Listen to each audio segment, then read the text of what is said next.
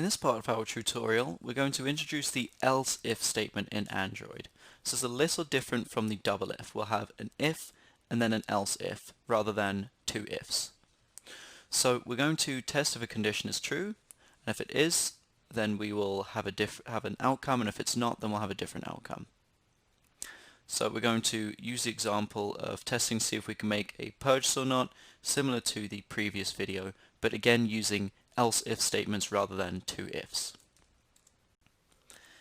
Up until this point, we've now seen if statements, we've seen nested if statements, and double if statements. I'm going to introduce now an else if statement. So this is going to be an if statement preceded by an else if, and it's going to basically say if one condition isn't true, then we'll do this. So it's a little different from the double ifs, and I'll explain exactly how. So we're going to use the bank account example again because I think it's an excellent way to demonstrate this concept. So keeping the same train of thought, we had a current balance, and let's give this 1,000 again, and we have a purchase that we're trying to make. Let's just give this 500 for now. We can change it later if we want. And we're going to do a very similar thing to what we did in the iOS version of this, but we're going to be doing it in Android now. So if we go to here, in fact let's do this below, because otherwise it's going to give us errors. And we're going to test if we have enough money to make the purchase again. Okay, so we set up our if statement, and the first case is going to be, again, if the current balance is greater than or equal to our purchase. So keeping in mind, we have two conditions really. Either we can make the purchase or we can't, and we can make the purchase if we have enough money or more than enough money, and we can't make the purchase if we don't have enough. Okay, so let's test the first condition. So if we do have enough money, then we'll get text.text to say something like, you have enough money, you can make that purchase. Okay, so basically we have enough money to make the purchase, or we have more than enough, and if we do, then the text, the little text that will have appear here will say that we don't have, that we do have enough money. Now previously we just had another if statement, and then that was testing if current balance is less than purchase. Okay, and then we had our text saying you do not have enough money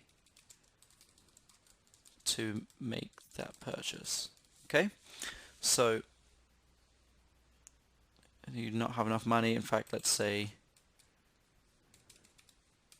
you cannot make that purchase. Alright, so this is what we had in the previous tutorial.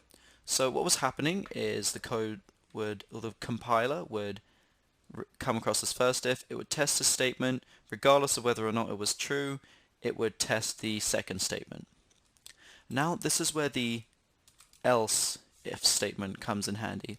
And again, notice the else if is the same color as the if. Okay, it's kind of that turquoisey color.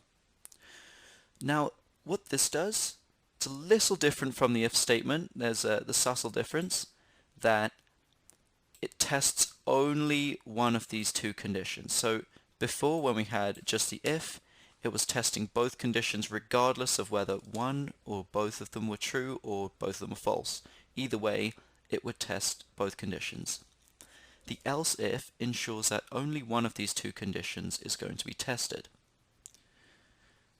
Well, in this case, only one of the two conditions will be tested because we only have two options. So if we come to the first, once compiler comes to the first test, it tests if the current balance is greater than or equal to the purchase. If it is, it carries out this code and then exits at this curly brace. So if this is true, and executes this code, then it doesn't execute this. Okay, and that's the difference between the if and the else if. Whereas if this was false and this code didn't execute, then it would run this test and say else if.